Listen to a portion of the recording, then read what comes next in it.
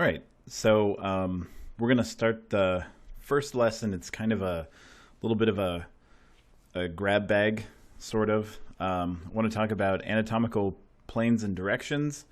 Then I've got one slide on muscle basics. I know we're not talking about muscles yet. We probably won't talk about that in neuro much at all. But after that, there's going to be, it's pretty much all muscles, right? It's going to be bones and cartilages and muscles after that. So what I want to do is start getting this into your mind, and then I'll hit you with it a couple more times. And then the last thing we want to talk about is different divisions of neuroanatomy, and that'll actually get us kind of started into the neuroanatomy section. All right, so what we want to talk about first is anatomical planes. There's three main planes that we're going to be using throughout the course: the sagittal, the horizontal, and the coronal, which you can see here. Can you see my... Yes, you can see my cursor on here. That's good. So the first one here is a... Man. There we go. The first one here is a coronal slice. This one right here. And you can see that this is the blue pane right here, and it kind of goes along with the face. It's going to cut right, in line with the face. The way I remember it is that it's kind of like when there is a solar eclipse. When the sun is shrouded by the moon, you get this corona around it. That's this like shiny ring-looking part that comes out from behind. That's called the corona. And if you look at the brain right here, it kind of looks like that, sort of, right? Like we've cut through the middle and we get this nice round, although at the bottom it's not totally round, circular-ish shape, kind of like a corona.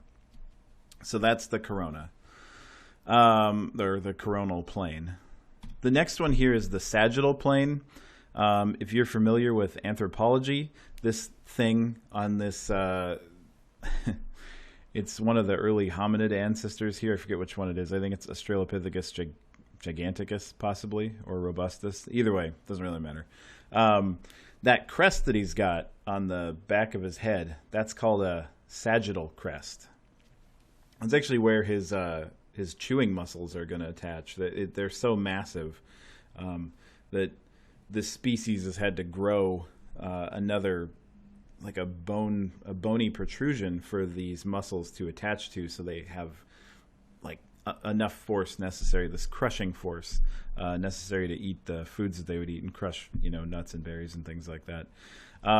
Conquistador helmets. I know this guy is like totally not, does not look like a conquistador. I think he's probably like going to a frat party and this was like the only thing he could find. But anyway, so conquistador helmets had these like sagittal, I think they were called sagittal crests as well. Some of them are made with feathers. Some of them are actually made with the way that the metal comes together.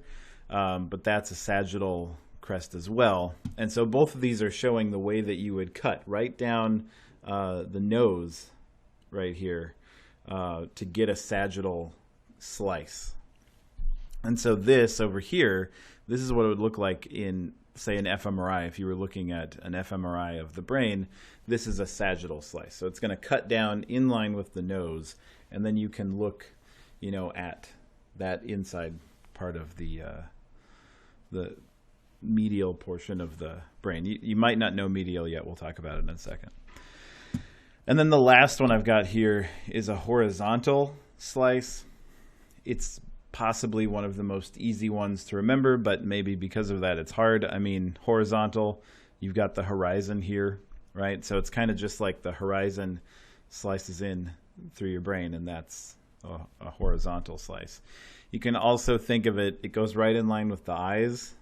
So you could say horizontal, and it goes through the eyes. I don't know. Think of it how you want. This right here is what an fMRI slice would look like if you were doing a horizontal plane. So if you were viewing it with horizontal slices, you'd look at each subsequent slice upwards through the brain this way. So remember, coronal, cuts like this, and you'll be able to move slices forward and backward. Sagittal slices down through the nose, and then you'd look at slices from side to side. And then horizontal cuts directly through, in line with the eyes, and you can look at slices up and down if you're thinking about it in terms of an fMRI.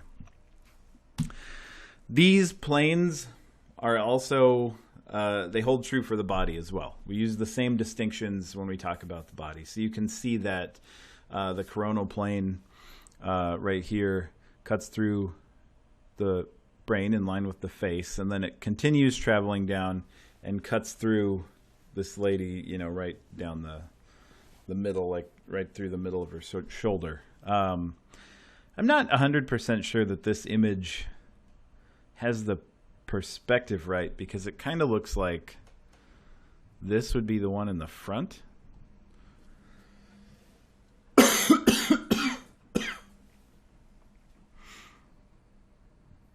And then if you follow it down, now it does look like it's on the side. So something is kind of weird here. But anyway, when you look at it, remember that this darker, shorter plane is actually the sagittal plane, the one that goes down through her nose and then, through the center of her body the rest of the way down.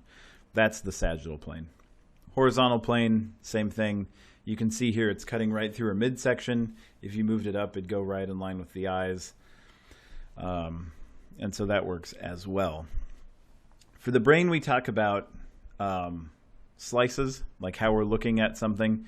Sometimes we talk about that with the body as well, particularly if it's hard to visualize just from a picture, like what are we looking at? So if we looked at a cross-section of the spinal cord, possibly, and you couldn't tell just from this little circle what direction we're looking, it might say that, this is a horizontal section, so you know that it's cut through the midsection, and you have an anterior view, which means or a superior view rather. An anterior view would be from the front.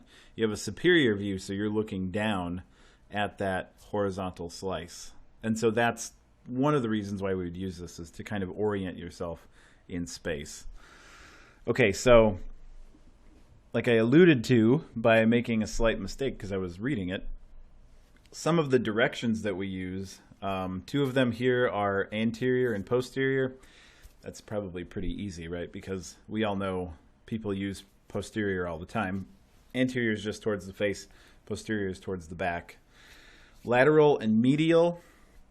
Medial is right here in the very center, right? Can you see that? Yeah, okay. So medial is right here. This is the most medial part of my chest, and then lateral goes out from there. If you were going to say your fingers are, if I hold my arms out like this, which you can't see, but my elbow is lateral to my shoulder, right? That only works if my arms are out like this. If they're down, then it's not lateral anymore. In fact, then my shoulder is superior to my elbow. Superior, which I might not, yeah, I didn't put it on there, but superior and inferior. Superior is just higher up, and inferior is lower down. So if you're sitting like this, your shoulder is superior to your elbow, which you can't see, but it's down here. If your arms are out, that kind of changes things, because now superior and inferior don't make sense. Your head is usually superior to your feet, unless you're, I don't know, sitting in a weird way on your couch, I guess. One of the last ones is proximal and distal. So you can see on this lady here, proximal I've got as her shoulder, distal are her fingers. This one is not going to change. So she can put her arms out, she can put her arms up, she can put her arms down. Proximal, the shoulder will always be proximal to the fingers. Fingers will always be distal. And what that what that means is that proximal is closer to the core of the body, right? And distal is further away. So I can move my arm, I can make my fingers superior to the shoulder, by putting them up. I can make them inferior to the shoulder by putting them down. I can make them lateral to the shoulder by putting them out. I could even go like this, and now the fingers are more medial than the shoulder is in this position. That can all change based on where I'm putting my hand, but what doesn't change is the fact that the shoulder is proximal to the hand. I know that seems like if I go like this, shouldn't that be more proximal because it's closer to the trunk? This is actually talking about like in the line of the body. The fingers are further away if you're following how the body is structured than the shoulder is. So that's proximal distal. And we've got a couple more planes that we look at in the brain. First, though, you can see that you've got medial right here, the center of the brain, and then lateral moves out to the sides. Anterior, you can see that this will actually, you might not be able to notice this. I've looked at a lot of fMRI images, so it's kind of second nature, but the cranium gets a little bit more narrow towards the front. And so if you see this kind of narrowing like you see on this one, you know that's the front of the head. So this is anterior, and this down here is posterior. You can also tell these little dark spots in the brain, this is normal, everybody has them. These are the ventricles. You can also tell based on the shape of the ventricles what direction the brain is pointing, what direction the head is pointing. Once you've looked at it long enough. All right, so this is anterior, posterior. This is a sagittal slice over here, and so you can see that anterior is towards the face, posterior is towards the back of the head. And here's where it all gets weird. Oh, let me show you really quickly. This is the same picture, anterior and posterior. If we move, so here we're way up here, and then here I've moved down to about here, and you can see the nose and the sinuses and the eyes, so you're sure that now you definitely are looking at the anterior portion of the head. Okay, so dorsal and ventral is where things get a little strange, because how is dorsal up here but it's also over here? How is dorsal at the top of the head but it's also at the back? Well, it's not really at the back of the head, it's at the back of the person and the top of the head, which is strange. So it kind of comes up your back and then goes over the head. Why is that? Well, think about a dog, if you have a dog, or a cat, if you have a cat. We are some of the only animals who walk upright and have our heads facing this way. Every other animal kind of is walking around like that, right? So if you think of yourself like as a dog or as a shark, then you can see how dorsal actually is its own plane, everything that's on the back. Humans are kind of more shaped like this. So if you think of a shark or a dog or a cat, whatever you want to think of, dorsal is along the back. This is the dorsal fin of the shark, right? I'm pointing at things without my cursor, and you can't even see it. So here's the dorsal fin, and this is the dorsal portion of the shark's body. Humans are kind of shaped like this because we have this dorsal portion that then flops over so we can look forward and still walk on two legs. So dorsal in most parts of the body is going to be towards the back. It's going to be synonymous with posterior. But then when you get to the head, now it becomes synonymous with superior. So that's kind of an interesting one. We've also got a similar problem with rostral and caudal. Rostral literally means towards the beak in Latin, which is also where the term rooster comes from. But anyway, so it means towards the beak. In most of the body, towards the beak is going to be going towards the head. But once you get in the head, towards the beak means towards the nose. So you can see that in this picture of the brain here, the caudal section is the back of the head, the rostral section is where the nose would be. Same here, the caudal section is the back of the head and it's towards the nose. But if we were looking at, say, the torso, rostral would be up towards the head, not towards where the nose points. So it's pointing up at the nose, and then once you get in here, then it still points at the nose. So that's rostral and caudal. Usually rostral and caudal are only used in the brain, or at least in this course, I'm only going to use them for the brain. And so you can think of rostral as towards the front. Dorsal and ventral are used in the brain a lot, but they may also show up in some of your readings in the rest of the body. I'm going to try to keep dorsal and ventral and rostral and caudal to the brain. And then in the body, I'll use anterior, posterior, just to kind of keep things separate. But it's good to know the similarities and differences between all these different names. Okay, so there's one last, this isn't really a plane or a direction. This is just a term that is used often. Contralateral versus ipsilateral. Contralateral means it's on the opposite side, so contra, like contrary, the opposite of. And so contralateral means that it's on the opposite side. You might know this already, but the right side of your brain controls the left side of your body. That's contralateral control, right? Ipsilateral means the same side. So if there was something that's, controlling or sensing, well, we could talk about the auditory system. A good portion of auditory nerve fibers do cross over. So from your right ear, they'll jump to the left side of your brain. Those are contralateral. But there's also a non-insignificant portion of fibers that remain on the same side. So from your right ear to the right side of your brain, those are ipsilateral fibers. So contralateral, opposite side, ipsilateral, same side. Most of the brain is organized in a contralateral fashion, so things that are going on the left are controlling the right side of your body.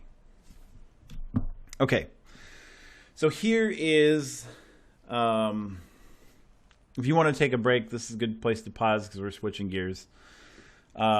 This is the one thing I want to tell you about muscles. Muscles can only contract or relax. Hopefully you learned that in the prereq anatomy class to this. Some of you didn't. Some of you were able to get in without taking the prereq anatomy class. So this is a very important point going forward. But muscles can only contract or relax, right? So on this picture here, what you see happening is an arm is pulling in. And so this bicep here is contracting to pull the arm up and in. And then when I go back out, it's not that the bicep is pushing it back out. There's a little bit of gravity at work, but this muscle back here is also pulling the arm down. So there's no pushing in the system at all, right? So there's only pulling. A lot of times when muscles contract, they stretch tissue, muscle, other muscles, and tendons. And so a lot of times relaxation is just due to passive recoil forces. So it's possible that when I'm here and I let my arm go, a lot of it is gravity, a lot of it is recoil that I've stretched this tricep back here, and so it might be just recoiling. There's probably a little bit of flexion going on back there. I'm trying not to, but it seems like there's a little bit. So sometimes we don't have to be engaging another muscle to undo the action. There's a lot of passive recoil going on. But we can, like if we want to do it really fast, then you're engaging the tricep. So bicep to come in, tricep to go out, especially if you're doing it fast. Slow is more of a passive process. So this is really easy when we're thinking about like moving a bicep or an arm. But the tongue gets a little weird, right? So you can stick your tongue out, but if muscles only contract, what is pulling your tongue out, right?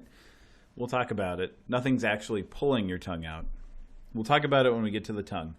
but this is going to be true the whole way through. Muscles, any muscle we talk about, the only thing it does is contract. It doesn't pull, it doesn't do anything but contract. Okay, so now we're going to switch gears again. So I guess if you didn't pause last time, you can pause now, or if you want to pause it twice, whatever, you can do whatever you want. We're going to quickly go over the nervous system. So the nervous system in general is broken into two parts, the central and peripheral nervous systems. The central is everything you see here, the cerebral hemispheres, the brainstem, the cerebellum, and the spinal cord. All of it is encased in bone. So that's a simple way to remember it. The spinal cord, all of those are encased in the spine. So that's inside of bone. The cerebral hemisphere is the brainstem and the cerebellum. This is what you usually think of as like the brain. Obviously, that's encased in bone too. So the central nervous system is everything in bone, and the peripheral nervous system is everything outside of bone.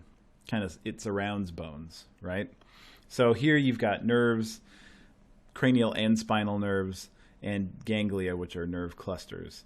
So this is everything that's outside. This cool picture here is from the Body Worlds exhibit, where they've just shown the nervous system. If you get a chance to go to Body Worlds or anything like it during this class or right after, you should.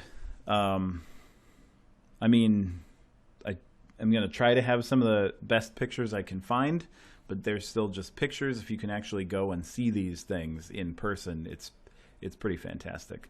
I think there are some of them in Las Vegas, so if you're at all near there, check it out. Okay, so here's a breakdown of what's going on in what we usually think of as just the brain. You've got two cerebral hemispheres, a left and a right. That's the squishy part that looks like your typical brain. The cerebellum down here, this more brown colored part of this picture, with these more like ropier kind of strands here. This is the cerebellum. The brainstem is this portion right here, this kind of, I don't know, chicken flesh colored portion down here. This is the brainstem. And then the spinal cord is this down here. These little spaghetti-like things that are going everywhere, those are cranial nerves, which we'll talk about in another video. So you can ignore them for now. These are the four main divisions of the brain.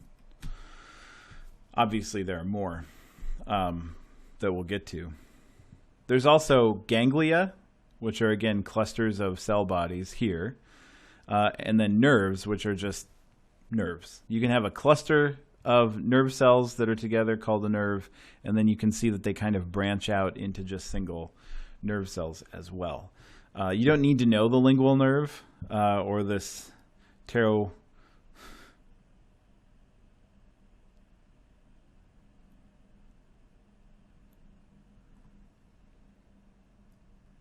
You don't need to know the lingual nerve and the pterygopalatine ganglion. We will talk about them, but I'm not going to ask you a question about them. Even when we get to them, I'm not going to, there's nothing on the exam about them. So all I'm showing you here is this is what a ganglia looks like. This is one ganglion. There's another one here. There's another one here. Plural is ganglia. And then nerve cells are different. There's not that swelling of cell body. All right.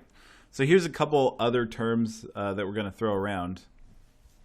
White and gray matter, what are the differences between those? Well, white matter are myelinated axons. That'll make more sense if you don't know what it is already in a future video. And the gray is the soma of the cells in the brain.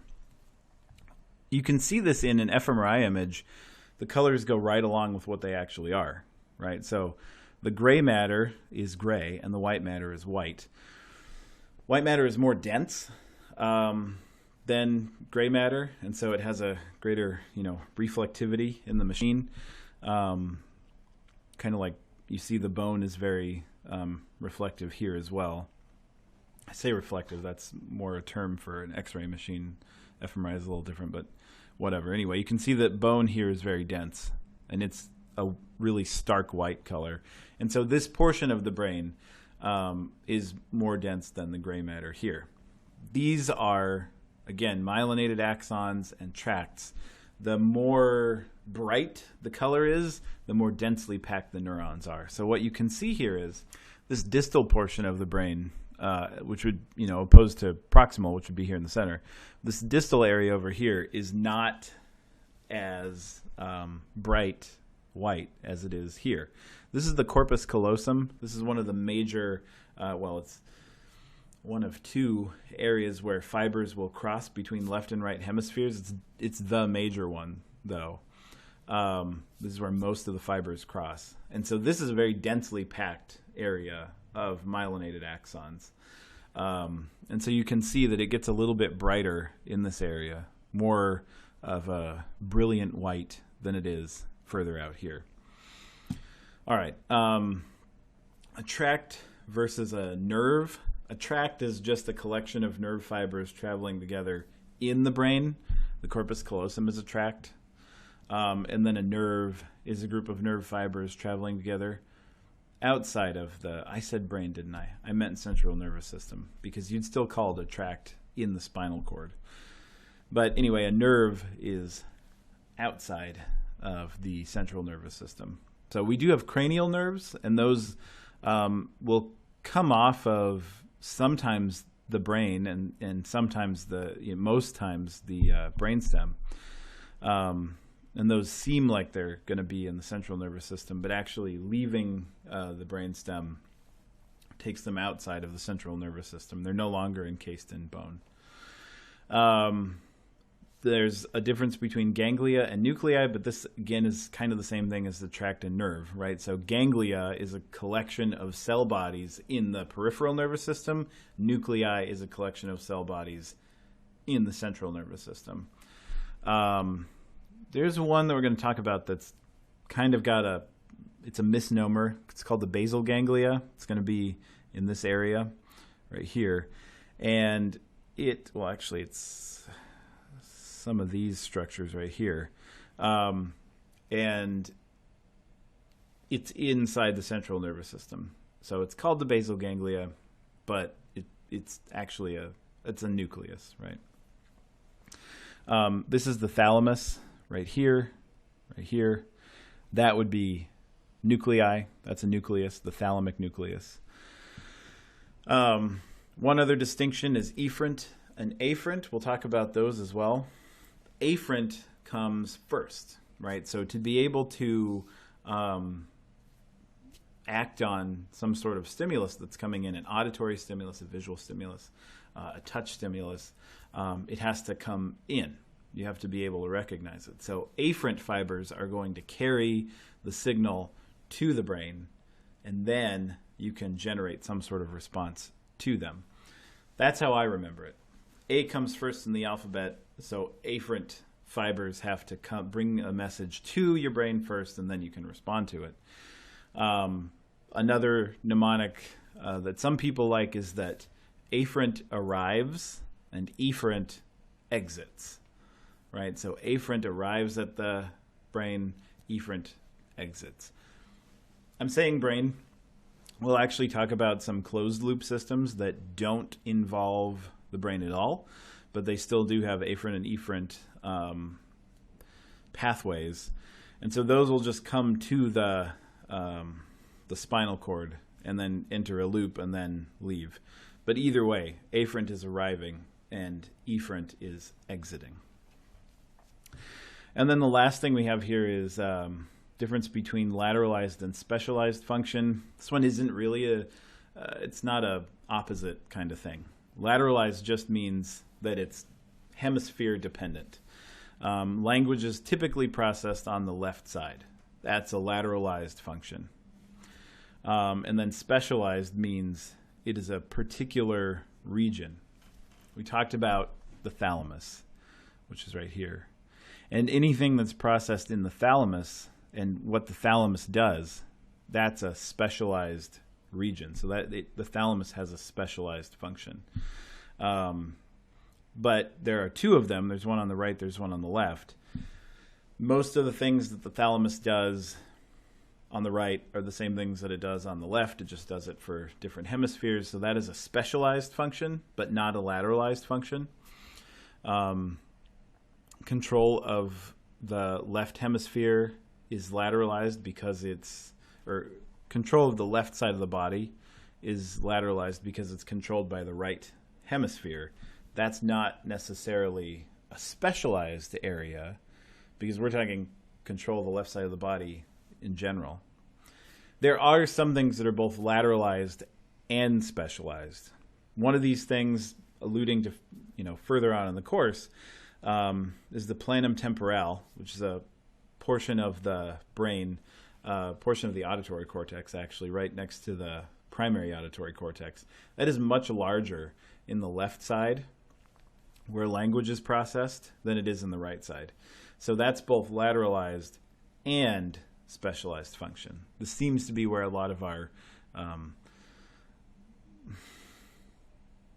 there is some usefulness in the planum temporale for language comprehension and production. You'll see, we'll talk about it's largely distributed, but there is it's a significant portion. It has a significant role to play in language production and comprehension. And so that's both lateralized and specialized. So you can have something that's lateralized and specialized. Things can be just lateralized. Things can be just specialized. And that's the end of this lecture.